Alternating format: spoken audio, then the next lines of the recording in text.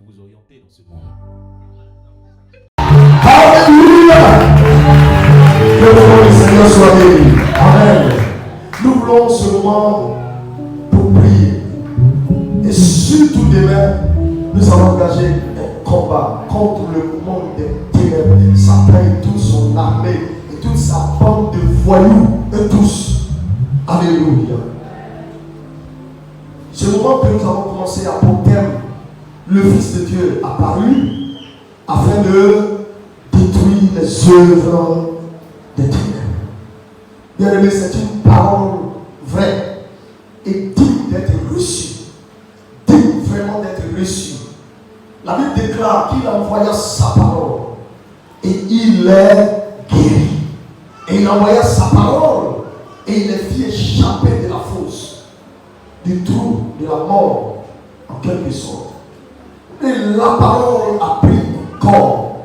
Elle est venue sur la terre comme un homme habité parmi nous, proclamant des paroles de vérité. Et la Bible dit donc à ceux-là qui ont cru, à ceux-là qui l'ont reçu, elle leur a donné le pouvoir de devenir enfants de Dieu. Alléluia. Et c'est ce que toi et moi nous sommes par Jésus-Christ de Nazareth. Il est venu sur la terre pour un but. C'est vrai, on dira pour la croix, oui. La croix était une étape. Alléluia. La croix était un fondement sur lequel va reposer l'œuvre du Seigneur. Oui. On a vu donc ce que c'est que les œuvres du diable. Jésus est venu pour détruire les œuvres du diable. Et hier, on a signifié, la Bible dit les œuvres, pas l'œuvre, mais les œuvres. Vous voyez, quand il s'agit du diable, on dit ses œuvres. Mais quand il s'agit de Dieu, on dit son œuvre. Amen. Donc nous avons vu les œuvres du diable dans Jean 10, le verset 10. Et nous avons vu qu'il est venu pour voler, égorger et détruire. Voilà son travail. C'est ce qu'il est venu faire. Et de l'autre côté, donc en opposition, Dieu, par Jésus-Christ, est venu pour une seule chose. Où l'œuvre de Dieu consiste en une seule chose: donner la vie, et la vie en abondance. Dieu donne la vie, le malin est là pour détruire la vie que Dieu donne. C'est son travail. Gloire à Jésus. Donc Jésus est venu pour mettre fin au vol, pour mettre fin à la mort, pour mettre fin à la destruction que le diable a comme projet contre les hommes. Jésus est venu pour mettre fin à cela. Et la Bible nous dit, il a paru. C'est-à-dire que c'est quelque chose qui est déjà fait. Si tu crois, cela devient total pour toi dans le nom de Jésus. Alléluia. Et nous allons parler également du péché à l'origine. Le diable ne se lève pas comme ça pour voler. Il ne se lève pas comme ça pour tuer les hommes. Il ne se lève pas comme ça pour détruire la vie de quelqu'un sans qu'au préalable il n'y ait eu une porte, il n'y ait eu un avantage que l'homme lui donne sur lui-même, qui est quoi? Le péché. Ce qu'on appelle en un mot le mal. Et j'ai dit le péché, ce n'est pas seulement ce plaisir qu'on ressent en désobéissant à Dieu. C'est plus profond que cela. C'est une nature, c'est un pouvoir. Ceux qui sont passés dedans, la plupart, nous tous, on est passés par là. Et vous savez que, humainement parlant, aucun homme ne peut se défaire du péché. Aucun. Alléluia. Donc les hommes du monde que nous voyons, ils ne sont pas excusés par rapport à leur comportement. Mais j'ai dit, ce qu'ils font, ils ne savent pas ce qu'ils font. Parce qu'ils sont sous un pouvoir, sous un règne. Et si ce n'est pas Jésus, il ne peut pas s'en défaire. C'est pour cela que Jésus est venu. Gloire à Jésus. Et donc nous avons vu également que de la même manière que Dieu veut des gens à son service, le diable aussi veut des gens à son service.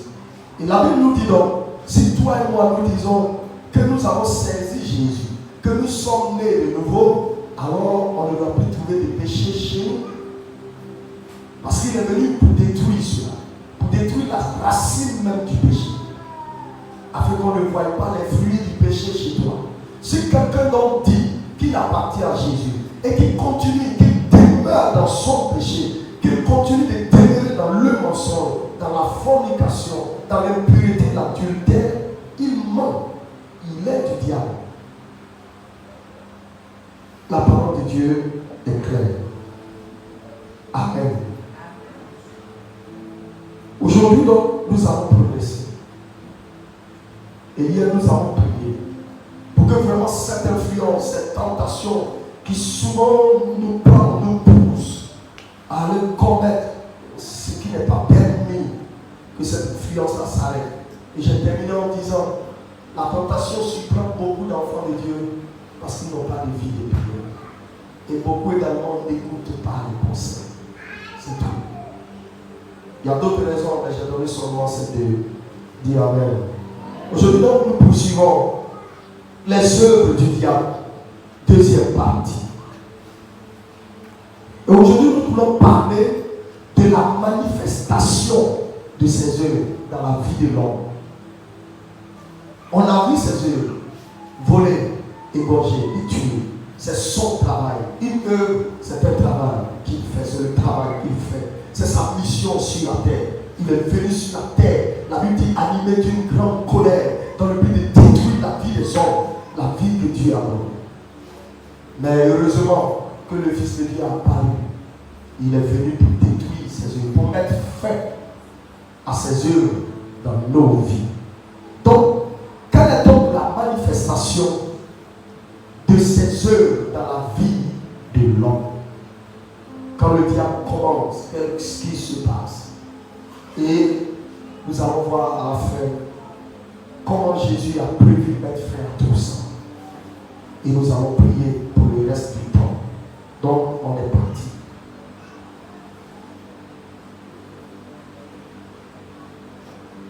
Voilà que Dieu crée un monde. La Bible nous le rapporte. Et nous savons que la Bible est vraie. Il crée un monde, un beau monde. Et au cœur de ce monde-là, il dépose l'homme. Et plus tard, il lui fait un être semblable qui devient sa femme. Les deux dans le jardin ont vécu. Je l'ai dit une fois ici, je ne sais pas pendant combien d'années avant que le péché ne suive.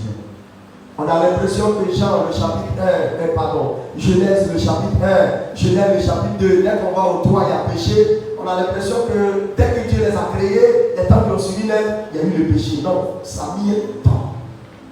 Mais la Bible ne l'a pas mentionné. Ils ont vécu cette vie de Dieu au milieu de ce jardin.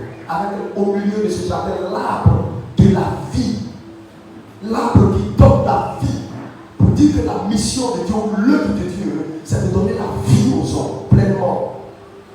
Voilà qu'un matin, le diable leur apparaît sous la forme d'un serpent et il vient et il entame une conversation avec l'homme à travers premièrement au travers de Ève ou à travers Ève. La Bible nous dit qu'elle l'a écouté. Elle a saisi, le diable a réussi à saisir les pensées de Ève, comme on l'a vu hier. Quand le diable a saisi le cœur d'Ananias par rapport à son offrande, il a réussi à saisir le cœur d'Ève avec ses pensées qu'il lui a véhiculées. Et quand c'est rentré, elle a cru vraiment qu'en mangeant, elle deviendrait comme Dieu. Et elle en a mangé. Quand elle a mangé, son mari est venu et elle a convaincu. Et lui aussi a mangé. Dès ce temps, quelque chose s'est passé. Alléluia. La Bible dit que leurs yeux se sont ouverts aussitôt. Regardez la portée. Dieu vous fait vivre l'événement comme si ça s'est passé hier. Regardez un peu, essayez d'imaginer un peu. Les gens interprètent, il peut y avoir plusieurs interprétations, leurs yeux se sont ouverts. Mais Prenons l'aspect simple, la forme la plus simple. Comme si leurs yeux étaient fermés. Dès l'instant qu'ils ont mangé, leurs yeux se sont ouverts. Et tout de suite, ils se sont rendus compte qu'ils voient. Et ça, c'est dû à quoi? Ce n'est pas Dieu qui a ouvert leurs yeux. Qu'est-ce qui a ouvert leurs yeux? Qu'est-ce qui a ouvert leurs yeux? Le péché venait de faire son entrée. Vous voyez, dès l'instant que nous nous laissons aller à la pensée de l'ennemi et que nous montons à la maison, souvent on ne se rend pas compte, mais quelque chose se brise à l'instant. Bien, ce n'est pas facile de réparer cette chose. Mieux vaut pour toi ne pas briser. Mieux vaut pour toi ne pas jouer avec l'alliance de Dieu. Beaucoup d'enfants de Dieu se sont laissés aller au mal. Ils ne se sont plus retrouvés. Beaucoup d'hommes de Dieu se sont laissés. Ils ont fléchi. Ils ne se sont plus jamais retrouvés. Quel pardon ils n'ont pas demandé? Je connais quelques-uns qui ont fait des jeûnes, des moments pour demander pardon à Dieu. Alléluia. Et il y a un monsieur même dans la Bible, lui il n'a pas fait des jeûnes, mais il parlait avec Dieu face à face. Mais quand il a désobéi, Dieu a classé. Il dit, tu n'entreras pas. Et Moïse n'est pas rentré à Canaan. Je ne comprenais pas pourquoi est-ce que Dieu a fait cela. Jusqu'à ce qu'un jour j'ai la révélation. Oui, je partage avec vous en même temps. Amen. C'est pas compliqué. À la première révélation, Dieu a dit à Moïse, frappe le rocher. Il en sortira de l'eau. Moïse a frappé le rocher. De l'eau en est sorti. À la deuxième révélation, Dieu lui dit, parle au rocher. Il n'a pas dit frappe le rocher. Parle au rocher. Et la Bible dit, Moïse dans sa colère. Vous voyez ce que la colère fait? Tellement il était en colère à cause de la pression des hommes, il allait la frapper le rocher. Une seconde fois, Dieu dit, aïe aïe, tu n'as pas écouté. Ce n'est pas juste une histoire d'écouter. Il y a une révélation derrière. Il y a quelque chose qui devait s'accomplir devant. Et que Moïse, en agissant ainsi, est en train de mettre cela en mal. Il s'agissait de quoi? La Bible dit que ce rocher qui était frappé était qui? Jésus. Ok. Ça voulait dire tout simplement que Jésus devait venir sur la terre, on allait le frapper. Mais combien de fois? Une fois. Je l'ai dit, il va venir souffrir combien de fois? Une fois. Et après cela, comment on doit s'approcher de lui pour avoir quelque chose? Il faut lui parler, il ne faut pas le frapper.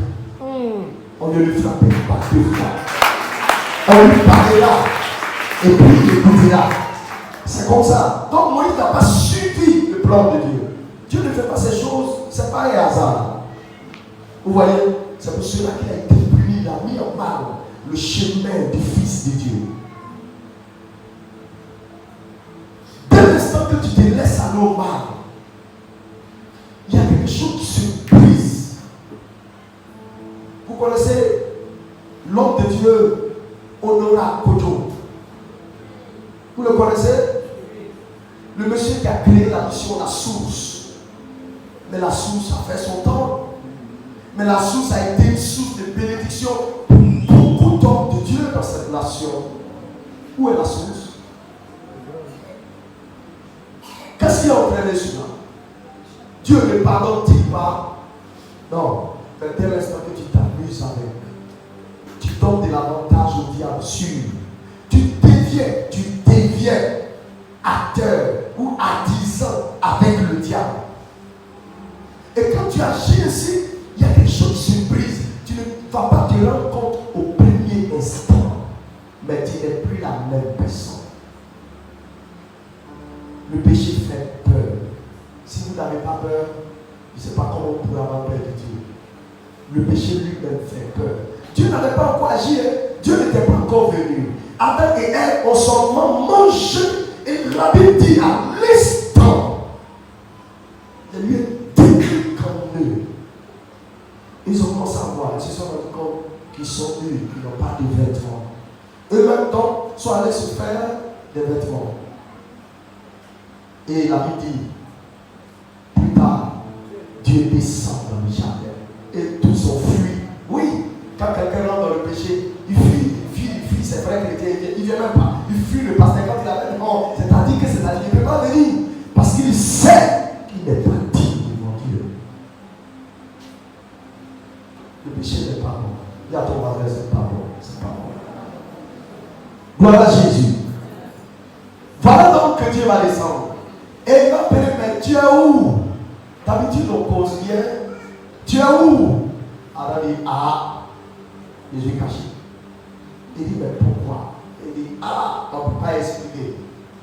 Mais en fait, ce dont tu m'avais défendu, je l'ai mangé. Dieu demande, mais qui t'a donné? Est-ce que Adam m'a dit que je l'ai mangé? Il dit, la femme que tu as mise auprès de moi. Elle m'a donné, j'ai mangé. Il est en train de se justifier. Et la femme dit, non, c'est le serpent qui m'a trompé. Regardez ce que Dieu a fait. Dieu n'a pas dit, alors, c'est vrai, la faute est à ta femme. Si elle ne t'avait pas donné, tu n'avais pas, mais c'est elle qui a fait que tu es devenu comme ça. Dieu n'a pas dit ça. Et Dieu n'a pas dit également au serpent, c'est toi. Toi, je dois te punir parce que c'est toi. Si tu n'étais pas venu, et tous ne seraient pas tombés dans le péché. Chacun s'est justifié. Comme le serpent ne pouvait pas parler, et la dame lui aussi a sorti, elle a dit, ah, moi j'ai proposé son vin, il ne lui a pas dit de manger. Mais j'ai dit que s'il mangeait, Dieu a sanctionné le serpent. Dieu a sanctionné la dame. Dieu a sanctionné le monsieur.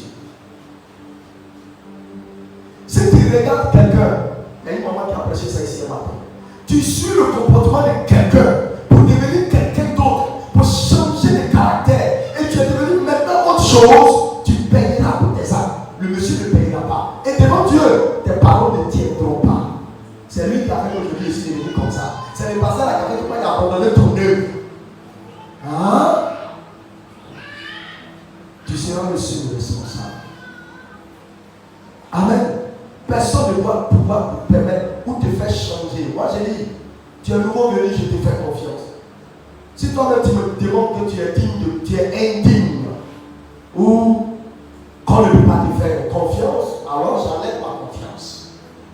Mais ça ne veut pas dire que si quelqu'un d'autre vient, alors maintenant là je ne dois plus faire confiance. Non, je te ferai confiance. Et si tu n'es pas digne de confiance, je retire ma confiance. Si quelqu'un d'autre vient, je lui ferai confiance. Parce que les hommes ne sont pas les mêmes. Celui qui est venu aujourd'hui n'est pas forcément celui qui a déconné hier. Gloire à Jésus. Que les hommes ne poussent pas à changer de nature. Dis à celui qui est assis à côté de toi que ton mari ne te pousse pas à changer de nature et que tes amis ne te poussent pas à changer de nature. Sois tel que Dieu t'a créé. Alléluia.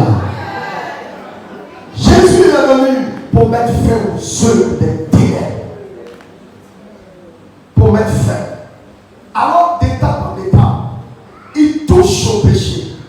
Et par la suite, quelque chose se brise en eux. Et les temps qui suivent, Dieu sanctionne.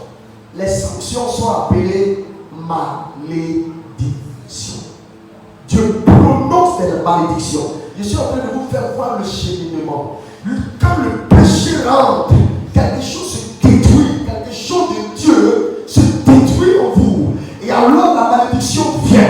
Parce que tant que la vie de Dieu est là, la malédiction n'a pas de pouvoir. Je vous l'ai dit hier, c'est pas juste une vie, c'est pas juste dormir, se lever et pouvoir marcher. La Bible parle de l'abondance de la vie. D'une vie sans mesure. Dès l'instant que le péché rentre, cette vie-là prend un coup.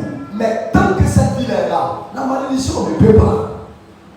Il faut que cette vie se brise, il faut que cette vie se retire pour que la malédiction fasse son travail.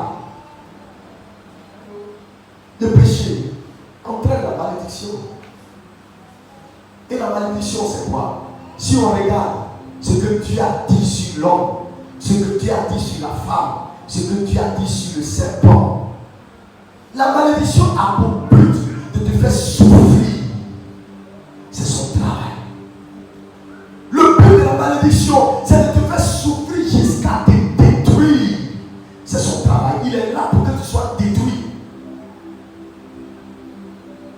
Quand cette parole sort, quand une malédiction sort, ou une malédiction est en cours dans ta vie, ou à court dans ta vie, elle est là pour que tu sois détruit. Donc, dès cet instant, Dieu, nous sommes dans Genèse 3, il n'est pas encore dépassé Genèse 3. Dès cet instant, qu'est-ce qui va se passer? La malédiction étant venue, l'homme ne peut plus demeurer dans la présence de Dieu. La malédiction est collée sur l'homme. Et tout ce que je suis en train de vous citer, c'est du diable, ce sont des œuvres du diable. Le péché, il vous envoie le péché. Le péché est entré, ça brise quelque chose en nous, une communion à la vie de Dieu. Et quand c'est brisé, la malédiction vient. Et la malédiction nous chasse de la présence de Dieu. Les temps qui ont suivi, la Bible dit que Dieu a chassé l'homme du jardin. Alléluia. Là, nous sommes dans Genèse 3, le verset 24. Dieu chasse l'homme du jardin. L'homme est sorti. Vous voyez, dans la malédiction, vous trouverez plein de choses. Il a dit que ça a sué de son front, la terre va lui produire quoi? Des ronces et des épines. Tu plantes et ce sont des ronces. Des gens travaillent, ils ne s'en sortent pas. Ils ont un bon salaire, ils ne s'en sortent pas. Ils ne savent pas comment leur argent. Et on finit par créer un démon. On dit ça s'appelle main percée.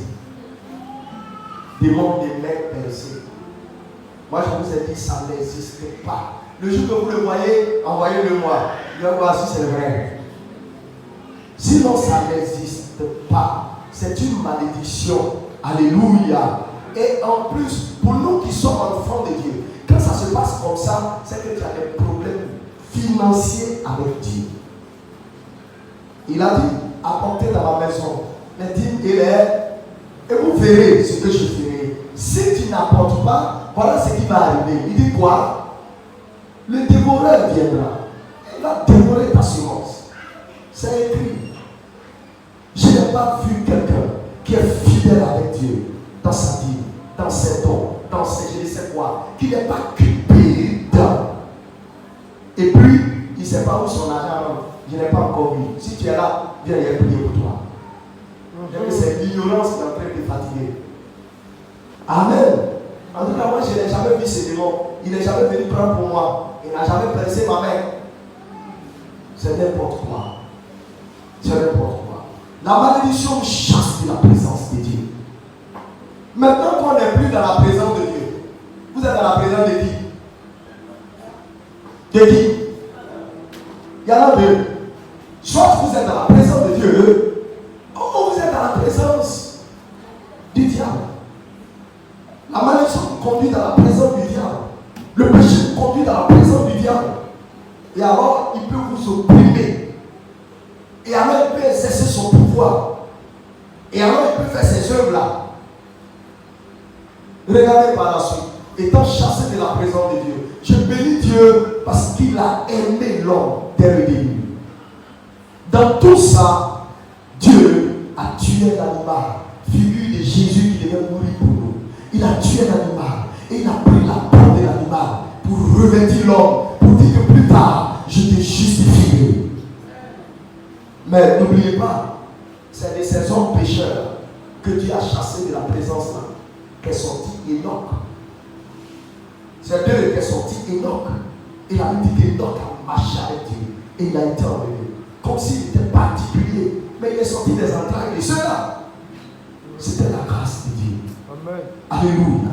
Étant sorti de la présence de Dieu, quelque chose d'autre va se passer. La mort va arriver. La mort va faire son entrée. On est maintenant dans la présence du diable. La mort va faire son entrée. Adam a eu 2 enfants. Caïn et Abel. Et la Bible dit, l'aîné va se jeter sur le plus jeune et le tuer par quoi? Par jalousie. Alléluia, par jalousie. Bien aimé, la jalousie est de Dieu. Parce que Dieu lui-même est un Dieu jaloux. Et il a dit de ne pas exciter sa jalousie. De même, nous aussi, la jalousie est en nous, mais pas la jalousie meurtrière. Amen. Nous sommes tous jaloux. Nous chérissons ce que nous avons avec jalousie.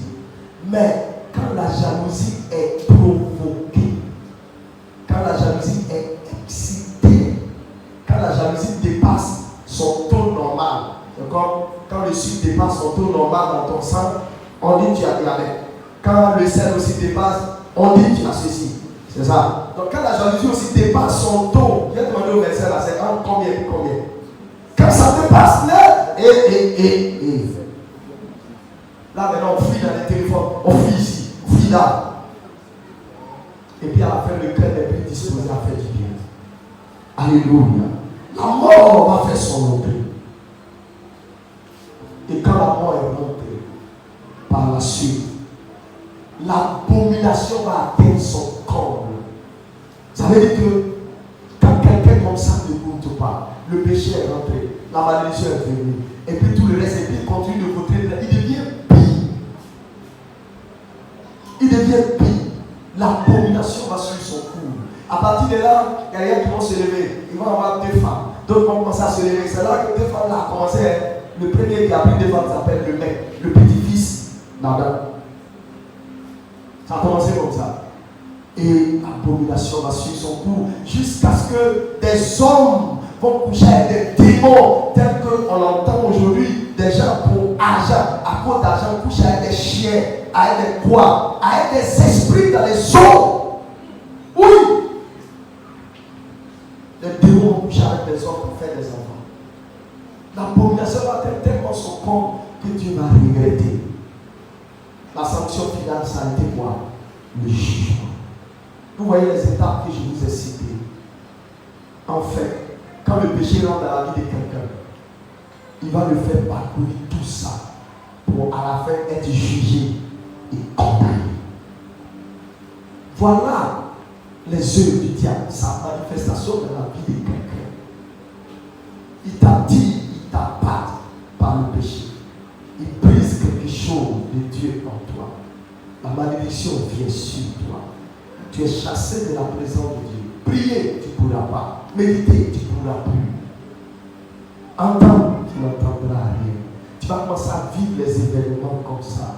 La mort fait son entrée petit à petit. La maladie commence à s'attaquer à toi. Aujourd'hui, c'est ta tête. Demain, c'est ton foie. Après, c'est ton pied. Après, c'est ton cœur. Ça rentre ici, ça sort ici. Toi-même, tu n'arrives plus à comprendre. Et petit à petit, la mort s'installe. Mais tu mets dans ces conditions, qu'est-ce qui t'attend? Le jugement et la condamnation.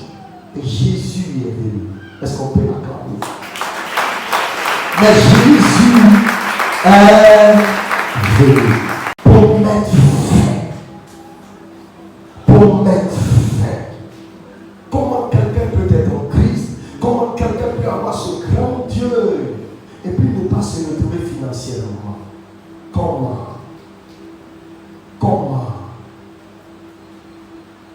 Comment quelqu'un peut marcher avec ce grand Dieu qui donne la vie et puis être maladif, être tout le temps malade? Comment? Je peux comprendre que par moment tu as été attaqué, tu es tombé malade, après bon, tu t'es levé, puis bon, on continue malade. Mais maladif, c'est ma maladie. C'est de ça que je parle. La maladie, elle a calé. Elle ne bouge pas. Il sait. Tension. Diable bête. Oui, c'est son nom. Hein? C'est calé là, ça ne bouge pas. C'est pour toi. mettre terme à cela. Amen. Reçois seulement la parole. Elle est capable de te sortir de là. Quelqu'un est venu à donner de sa vie pour que nous puissions vivre une vie abondante. Il dit, afin que notre joie soit comment? Parfaite. Ce soir, il y a des choses que moi je suis prêt à refuser. Il l'a déjà accompli. C'est déjà fait. Si tu te laisses, tu vas subir. Si tu lui donnes l'avantage, tu vas subir. Si tu brandis tes doigts pour lui dire au nom de Jésus, je t'arrête. Parce que Christ est venu. La Bible dit pour mettre fin à tes œuvres dans ma vie. Alors aujourd'hui, tes œuvres prennent fin dans ma vie au nom de Jésus. Toute forme de mal. Alors on va lire un passage pour terminer, pour aller à la fin. Dans Matthieu 6, 16 à 17. Matthieu, le chapitre, 8, 16 à 17. Matthieu 8, 16 à 17. Nous voulons prier. Matthieu 8, 16 à 17. Ah, ça part chaud ce soir. Matthieu 8, 16, 17. Voilà ce qui est écrit. La Bible dit le soir, on amena auprès de Jésus plusieurs démoniaques. Il chassa les esprits par sa parole et il guérit tous les malades. Afin que s'accomplisse ce qui avait été annoncé par Isaïe le prophète. Il a pris nos infirmités, il s'est chargé de nos maladies.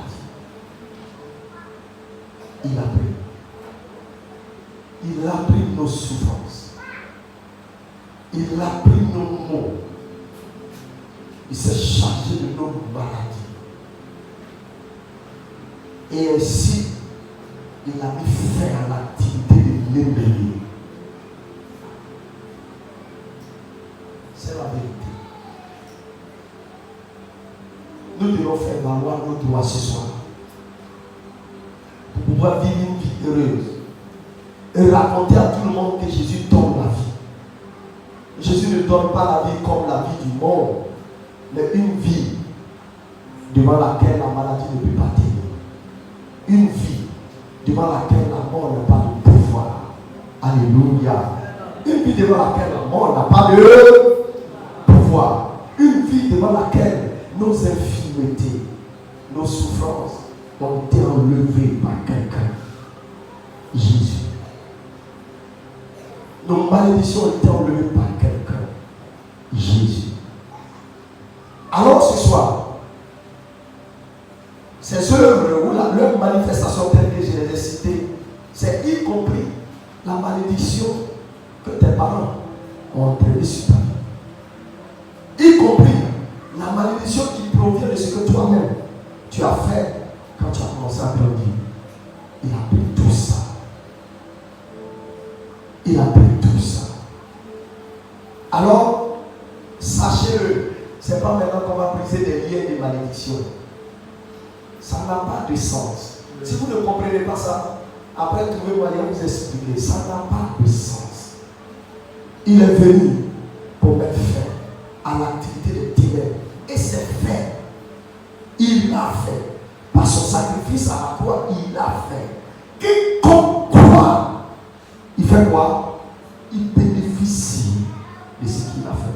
Crois seulement et confesse de ta bouche en disant, tu l'as fait pour moi, aujourd'hui je le reçois dans le nom de Jésus. Ça me fait près de 17 ans, 18 ans dans le ministère. Avant ça, juste un peu avant, mais pendant 17 ans de ministère, je ne prenais pas de comprimés. Même paracétamol. Je n'en prends pas. Je ne suis pas en train de dire que je sais pas, les conditions peut-être devant peuvent me pousser à prendre, mais pour l'instant, jusque-là, rien. Et je n'espère même pas le prendre. Amen. Amen. Amen. Il n'est pas décarné. Il n'est jamais décarné. On ne pique pas. Ça rentre pas, les sérums, ça ne rentre pas dans le corps. On ne pique pas. Les vaccins, ça ne rentre pas. Voilà, le voyage, il donne ma carte aussi. Il dit c'est pasteur. Pas pasteur. Et aussi, il passe. On ne pique pas, ça ne rentre pas. Jésus est là. Est-ce que tu peux croire ce soir que sa vie est dans ton sang? Dans ton sang. C'est pour cela qu'il est venu. Pour que tu aies cette vie en abondance. Chaque jour quand je prie, je lui dis, tu renouvelles mes forces. Tu renouvelles ma santé. Tu renouvelles mon sang. Tu es mon médecin par excellence. Vous avez vos docteurs. Allez-y là-bas. Quand vous avez vos docteurs de toi, tu les entends. Et mon docteur, il dit que les docteurs n'ont jamais donné de bonnes nouvelles. Amen. Ils n'ont jamais donné de bonnes nouvelles. Le jour qu'ils vont te donner une bonne nouvelle, ils vont dire, bon vraiment on a fait les examens en barrière. Quand ils te disent ça, c'est une bonne nouvelle. Bien aimé, c'est une très bonne nouvelle. Nous-mêmes en barrière, on ne comprend pas. Et puis tu viens à l'examen, tout est négatif. Ça c'est une bonne nouvelle. Tu prends tout ça et puis tu fais que tu t'en as ta chambre. Ça veut dire que quelqu'un d'autre veut te guérir. Il ne veut pas que ça soit lui. Sinon, si ce n'est pas ça, les autres nouvelles qui vont te donner, et on dit, hépatite B est positive et puis ton cœur qui est mort avant le temps. Gloire à Jésus. Ce soir, est-ce que tu es là? Nous voulons dire non au diable. Non à ces œuvres dans notre vie. Ni dans ma vie, ni autour de moi, ni dans la vie de mes enfants. Ça ne passera pas. Est-ce que tu es là? La première fois que j'ai entendu que notre Dieu n'utilise pas la mort pour faire monter quelqu'un au ciel, ça m'a choqué. De la manière dont souvent quand quelqu'un m'a dit, bon, Dieu a pris. La première fois que j'ai entendu que Dieu ne prend pas quelqu'un par la mort, ça m'a choqué.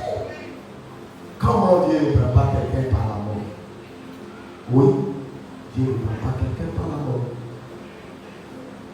Et c'est ce jour-là que j'ai entendu. Je le savais, je lisais dans ma Bible, mais que quand Dieu prend quelqu'un, il le prend de son vivant. Il ne le prend pas. Il ne le prend pas avec la mort. Il ne prend pas la mort pour prendre quelqu'un. La mort n'est pas de Dieu. La mort ne vient pas de Dieu. La mort est venue à cause du péché. Les hommes meurent à cause du péché. La nature est déjà dans notre corps. Notre corps s'en va à la mort. Il n'y a rien à faire. Alléluia. C'est à cause du péché que notre corps va mourir. C'est à cause du péché que Jésus est mort. Sinon, il n'allait pas mourir. Ce n'était pas possible. Il est mort à cause du péché. Mais pour pouvoir monter chez Dieu, est-ce qu'il est monté mort? Il a fallu qu'il soit vivant, ressuscité, en chair. Et il est monté. De même, nous allons mourir à cause du péché. Mais le jour où il va nous prendre, on sera